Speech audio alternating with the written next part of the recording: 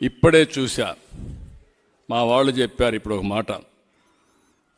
ముఖ్యమంత్రి ఒక సభలో మాట్లాడుతూ చొక్కా చేతులు మడతబెట్టే సమయం వచ్చింది. చొక్కా చేతులు మడత పెడతాడంట. నువ్వు మీ వైసీపీ కార్యకర్తలు చొక్కాలు మడత పెడితే మా టీడీపీ కార్యకర్తలు, జన సైనికులు, ప్రజలు కుర్చీలు మడత పెడతారు.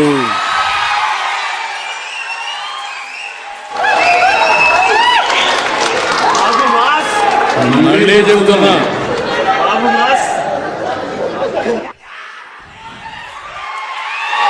సీఎం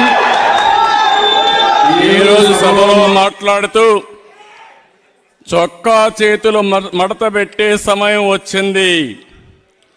నువ్వు మీ వైసీపీ కార్యకర్తలు చొక్కాలు మడత పెడితే మా టీడీపీ కార్యకర్తలు, జన సైనికులు, ప్రజలు కుర్చీలు మడత పెడతారు.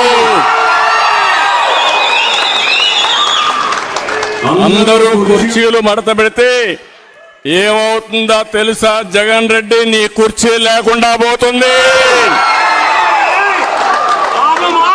నువ్వు ముఖ్యమంత్రి హోదాలో ఉన్నావు. ఎన్నికలంటే ద్వంద్వ యుద్ధం. చొక్కాలు చేతులు కుర్చీలు మడత పెట్టడం కొట్టుకోవడానికి కాదు.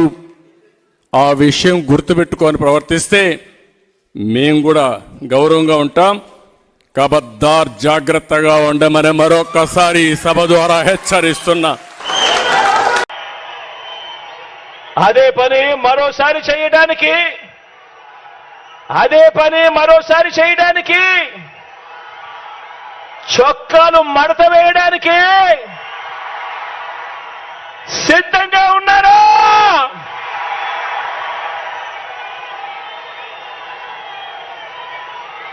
ఈ చంద్రబాబును సవాల్ చేస్తా ఉన్నాను.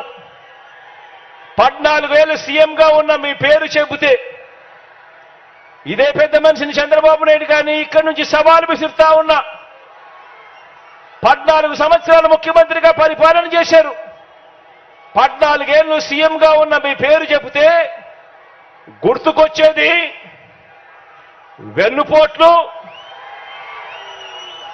మోసాలు తప్ప మీ పేరు చెబితే కనీసం ఒక్కటంటే ఒక్క మంచి స్కీమ్ అయినా గుర్తుకొస్తుందా అని అడుగుతా ఉన్నాను.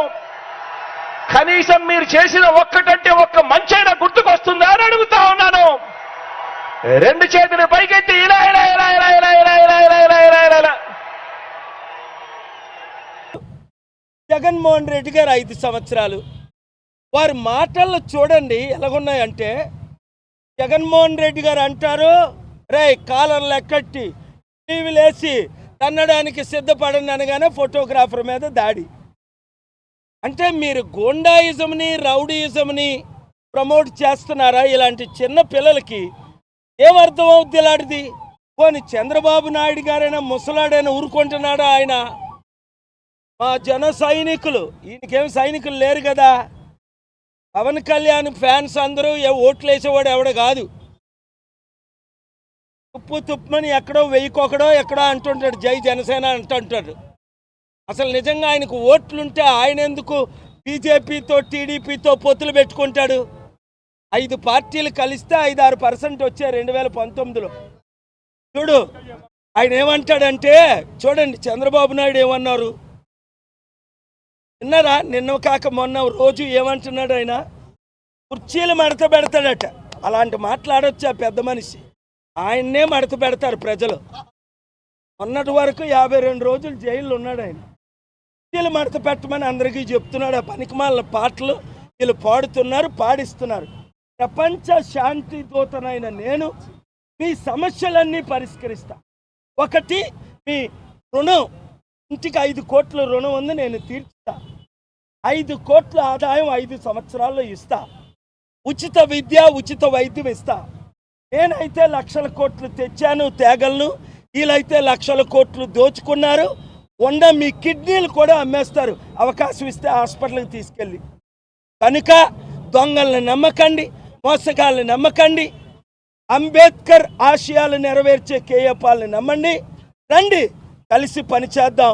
ఇప్పటికైనా జగన్మోహన్ రెడ్డి గారికి నేను మరొకసారి అవకాశం ఇస్తున్నాను.